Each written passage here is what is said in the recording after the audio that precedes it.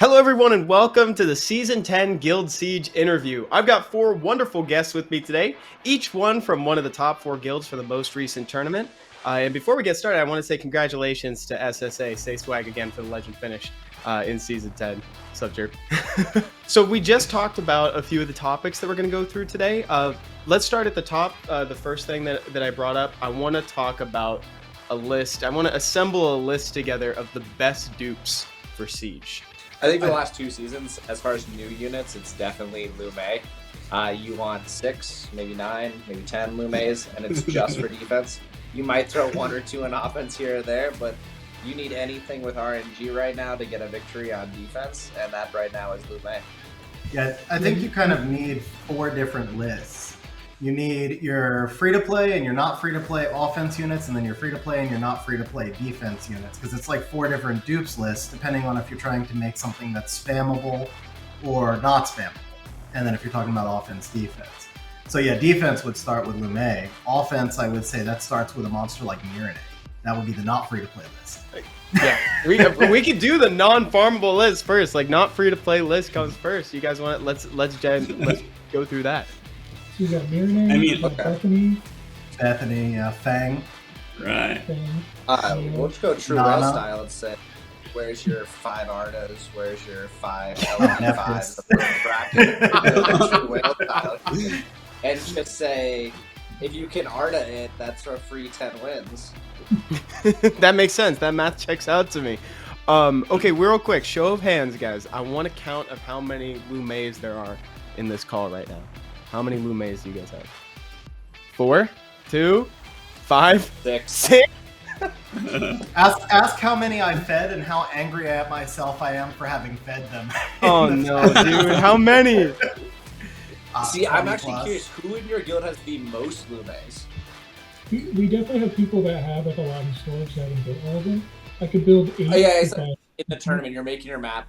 How many Lumes did some people build to fill your maps? I built 5 defenses like with Lume. I think that was the most. We got a lot with 4. 5 or 6. I think we had 4 here. I think Jay-Z was the highest mithril. Yeah, it was 5 or 6 was our ceiling. Heavens to Betsy! That is so many I mean- Lumes. If everybody I had feel 10, like we would have all built 10. Like, that's just... Yeah. But it's way more than you need to fill the tournament, right? I mean, Exactly. tournament, you can play with around 13, 14 bases, so I don't know, maybe it's kind of too much.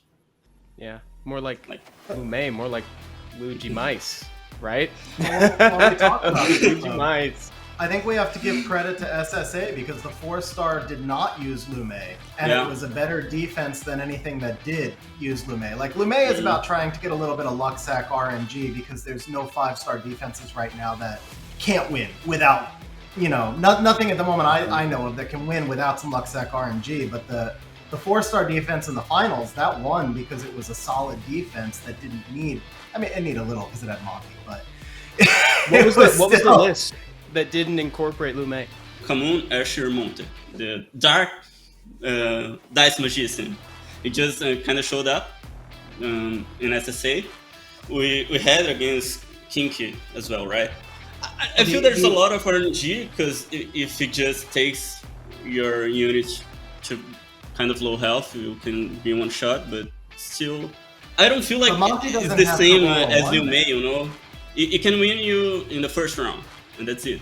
So I think all of us here knew that if Monty rolls a low number and then you have a monster that follows up, you lose a unit. Mhm. So on turn 2 teams, that's really dangerous. Now we had to figure out the right way to utilize that. So when we came across Commune on paper, it doesn't seem that great, it looks sweepable, but when we tested it, you just had more rotations for Monty to do the same thing that it could do on turn 1. So it's really hard to know that without actually testing a lot.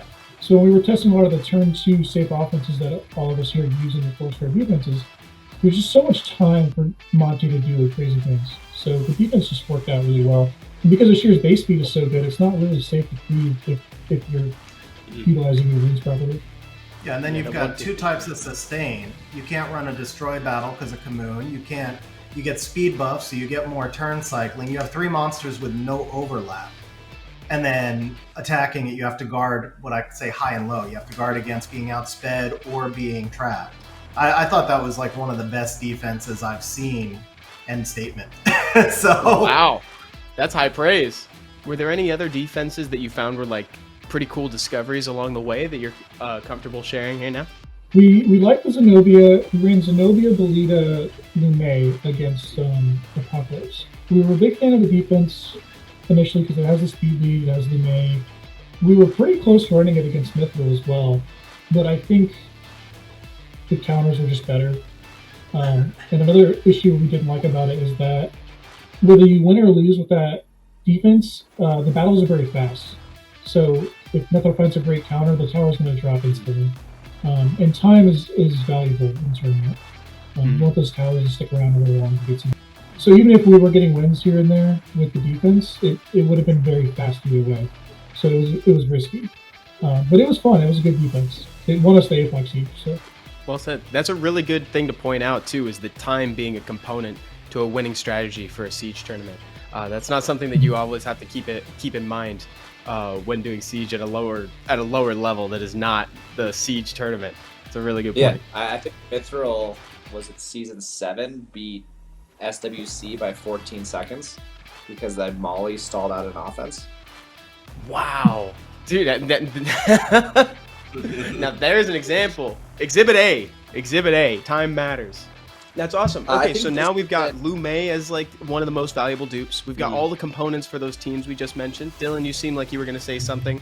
Yeah, I was going to say, like, this season, I think, like, Lume was really brought back the previous season. Like, Lume just appeared last tournament and then kind of was the season monster, if you will. Just because of what Lume can do.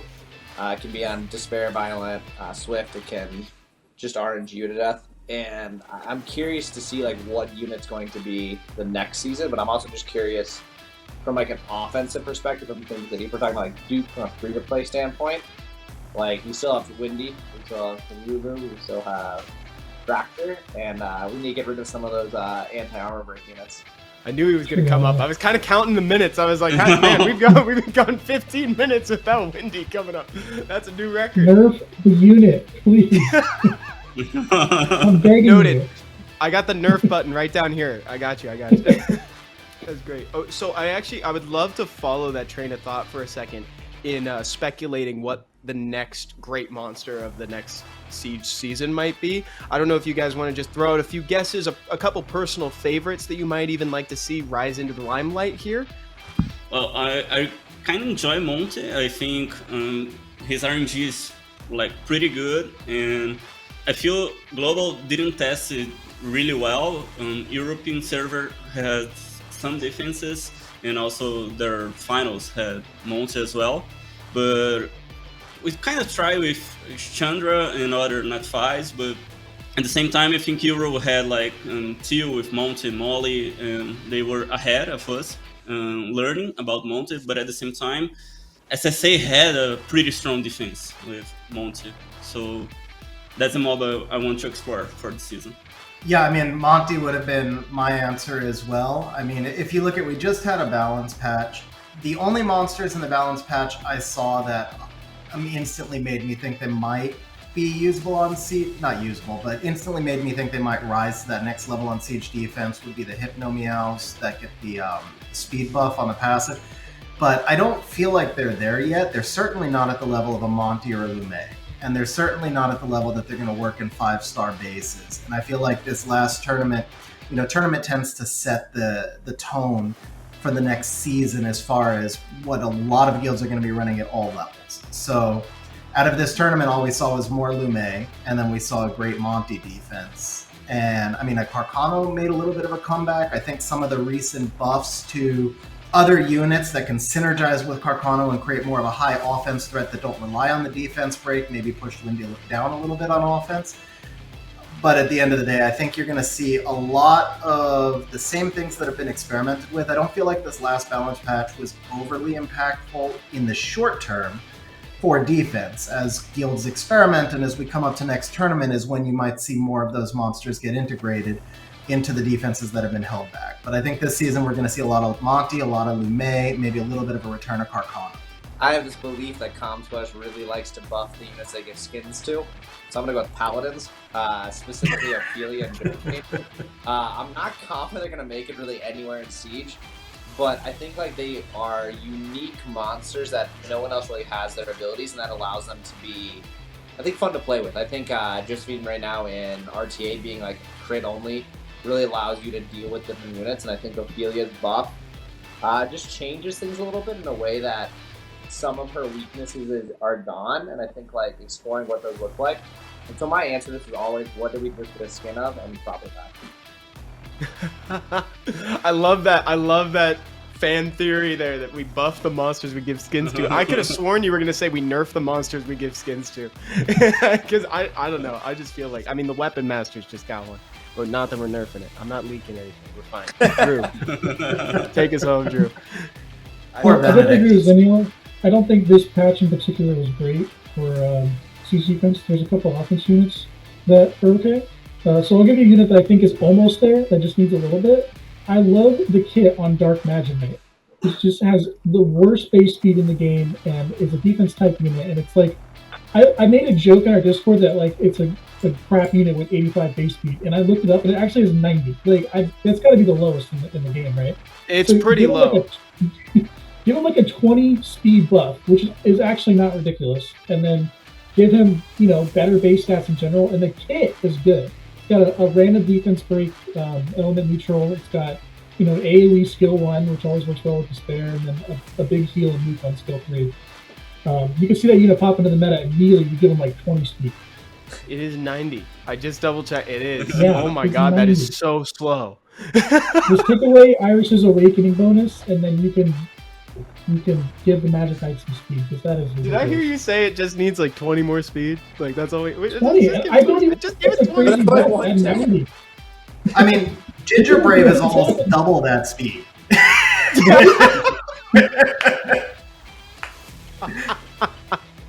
Like 90, I actually laughed when I saw it was actually 90. That's crazy. What did this unit do to you? That is basically golem level. I think I think golems have the record for the slowest speed at 89. 87 is the blue one. Yeah, so it's like, dang, that is ridiculously close to the slowest unit in the game. It's a crazy slow unit with a speed unit. It looks weird on paper. Okay, so bringing us back to it, guys, are there any other dupes that you want to add to the list before we move on to the next topic? It's all the usual suspects on 2As. Yeah. You have your Lucias, your Lulus, your Lalas, Jolton in the Lume meta, Cha-Cha in any light monster meta. Dagora in some older metas, not currently as much, but... We're talking about units that have just been... You make and Triana. Back in season 1, and they're still good. Triana. Yeah, the Triana. I was going to say... Everyone needs 10 Trianas in your box, period. Well, if you have one strong offense, then you can make a dupe of it. If it's free to play, if you can fuse it, then it's worth the dupe. And 3, 4, 5. Yeah, exactly. I mean, I've always been a huge fan of Riley since the totems came out. The anti-silence mechanic is just very strong. So good, dude. So Fusible, good. Yeah. Dupe Riley. So tilting in RTA. Oh, I know. It really is. Depending on which side of the Riley you're on. So speaking of that tip that came from Gustavo that was talking about, like, if you have a farmable defense that works, just build a ton of it. I think that's a great segue into topic number 2, which is how to improve in Siege. Does anybody have something that maybe they could start? A little bit of advice? I mean, you can have like a deck, but at the same time, I think the thing that will bring you wins is to improve your rune quality and swap runes, swap artifacts before going in, and maybe don't think too much about offenses. If there's a team that can win, then you should make a dupe of it. If there's a defense, which is meta, and one team, make 2, make 3, and you'll be better than trying different teams each time. I would say if there's one thing I always tell everybody, it's play the fight in your head before you play the fight on the game. So line up your 3 monsters on screen in front of your opponent's 3 monsters, or if you're building a defense, do it the other way around. Put in your defense and figure out how you would counter it. And then play the fight in your head and play it once when you get outsped and once when you don't get outsped, unless you're guaranteed that you know what the speed ranges are going to be.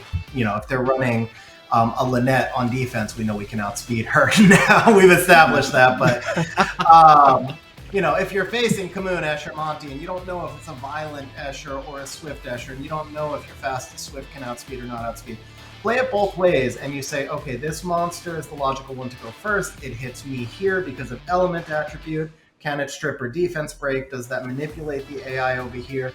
And I know this sounds complicated, but the more you start to just picture the fights in your head, the more you'll start to find that flaw in your logic that you've overlooked. Because I think if you ask most tournament players, they'll all tell you that every loss comes from rush comps, or 99% of the losses come from rush comps because they don't take the time, or you see something that you just think one way automatically and you don't play the fight out. And as soon as you play the fight out, you're like, oh, I forgot the Lume could be built on Despair and stun lock me, or something like that. I think on that note, I actually think I look at it a little bit differently. I look at it, what is the defense bringing? Does it have a brand? Does it have an armor break? How is targeting going to change? And what do I need to bring in? So do I need to bring in like a double element and a third neutral? I think a classic is just like, once again, Tractor Windy Lulu, double wind water. Double water wind, bringing in ways to like manipulate the AI and ensure that it stays on the correct target is like the best way not only to craft a defense, but also craft an offense. What is it bringing to the table, and how can you use that to your advantage? It's really important to practice the teams that you use. It's really important to find what the win and loss conditions are of the teams that you bring. When you, let's say you see a guildmate that uses a team that always wins against a certain defense, but for some reason you always lose with it. So you need to figure out why that is. So you take it into a defense, and you need to figure out how to adjust your runes and artifacts to lower the percentage of your loss condition. So let's say you're attacking a Carcano defense and your loss condition is the Carcano defense breaking and going crazy. So to lower the chances of that, you can go max resistance, you can go minus fire on the unit that's trying to primarily tank the Carcano. You need to decide if you want your units on faster or if you want them slower and thicker and on max res. Those rune builds are very important, and utilizing your community. I guarantee you every guild from G2 to up has at least one really good player. And utilize them and ask them what they do, how they rune things, check how they rune things. Because I'm sure we've all seen it countless times where someone will bring a team and they lose, and you know it's a good team, but they didn't ask how's it ruined, how is it working, but they just complained about the procs, and they didn't realize that they could have made it better and prevented those procs from making them lose. This is maybe expanding just a little bit on what's been said, but remember that just because you're given a counter, being told 3 monsters does not mean that you know everything. Because a lot of counters, and again, this is just expanding what's being said, but a lot of counters are designed in a very specific way around how those monsters are ruined. Like if you build a counter to kill one enemy threat and shoot for a solo with another monster on your team that can't be killed easily, that monster needs destroyed. Otherwise, it may not get to a point where it can one-shot. So the runes that you put on the monsters are really important. And then to that end, I would say knowing what the most likely build of your opponent's defense is helps you understand a lot better what runes you should be using. Going back to the Carcano example, Carcano is a super stat-hungry monster.